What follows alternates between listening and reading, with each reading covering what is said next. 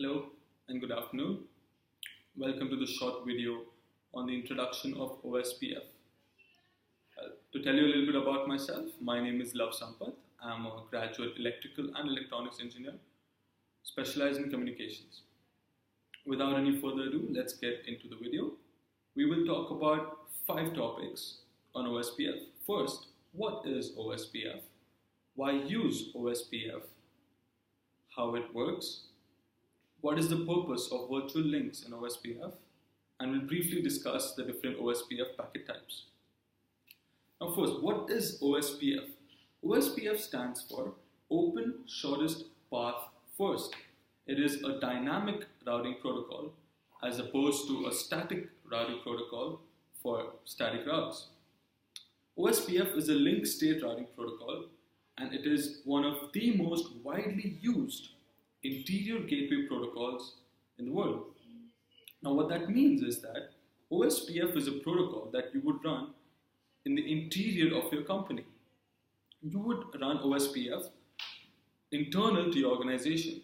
In other words, it is not a protocol that you would run between your organization and, let's say, your service provider like Etisalat or Do. Now, why is OSPF so widely used? Why is it so popular?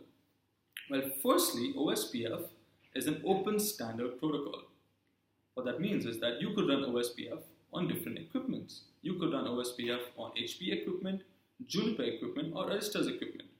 So if in your organization you would have equipment which is not Cisco, you would run OSPF. Secondly, OSPF is a classless protocol. Now, OSPF came about as a need for a better protocol in the 1985 or 88. Now at that time the original protocol was RIP, which is Routing Information Protocol, which was class full and it was very slow to converge. So OSPF was undertaken as an opportunity to come up with a better protocol. Third, OSPF is highly scalable and configurable.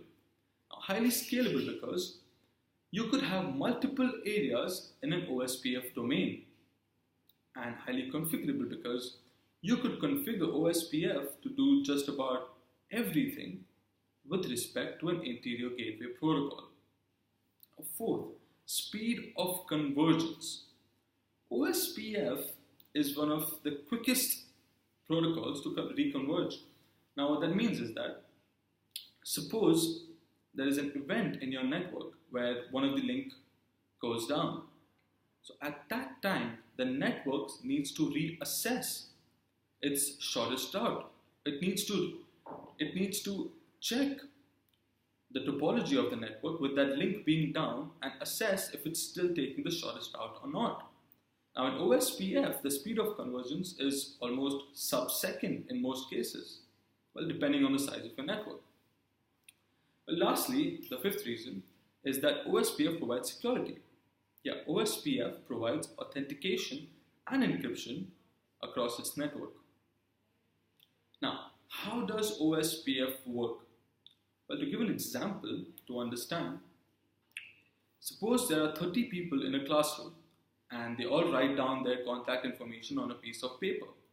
Now, if everyone wanted to exchange contact details, there would be 2 ways to go about it. A, that one person gets up, goes to all the 29 others, takes their pieces of paper and makes its own contact database.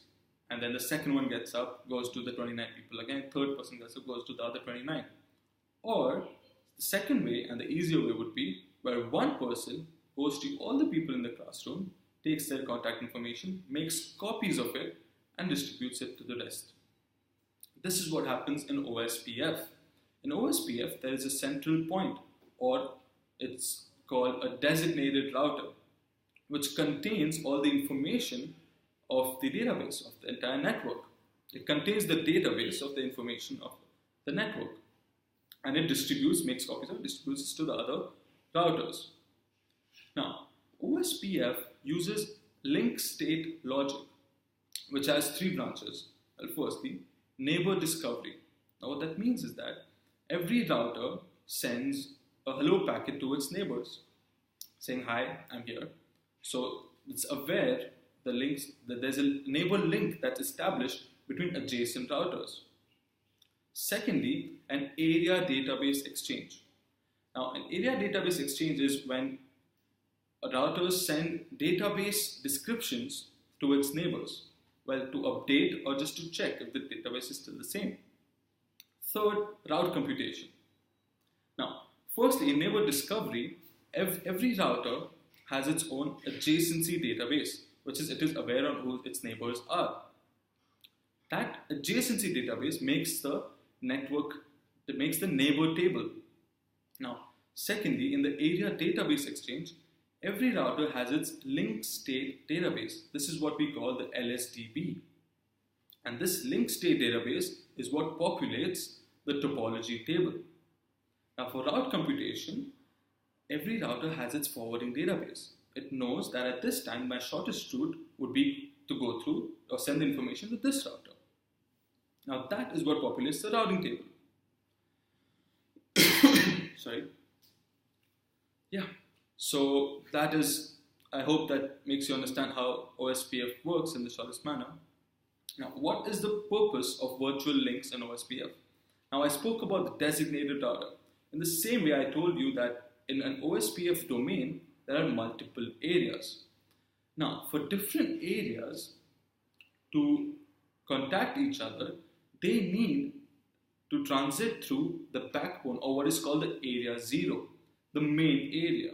So any two areas, if they need to send any information across each other, they need to physically go through the backbone or the area 0. Now suppose it is not physically possible for two areas to be linked to the backbone of the area 0, they make a virtual link. So virtual links are basically links between two areas which replace the need to be physically connected to the backbone area or area 0. Now, lastly, we talk about the different OSPF packet types. Well, first, there is the hello packet. Now, the hello packet is sent to maintain, establish, and discover, well, its adjacent neighbors. And by default, it's sent out every 10 seconds, just saying, hello, I'm here. Second would be a database description packet, or DBD. That would contain a short guide, or let's say the summarized version of the network topology, which is sent across. Now, third would be a link state request, which comes about because as if a router sends a database description packet to its neighbor, and the neighbor compares it with its own database and finds something missing, it sends a link state request saying, I don't have information about XYZ. And the router would then provide the information, which is the fourth packet type, LSU, or link state update. See, here's all the information of XYZ. And the fifth packet is an LSA, or a link state acknowledgement, which is how you respond to just about everything else. So if you send me a link state request, I'll be, hey, I got a request. And I send you a link state update, you would give me a link state acknowledgement back.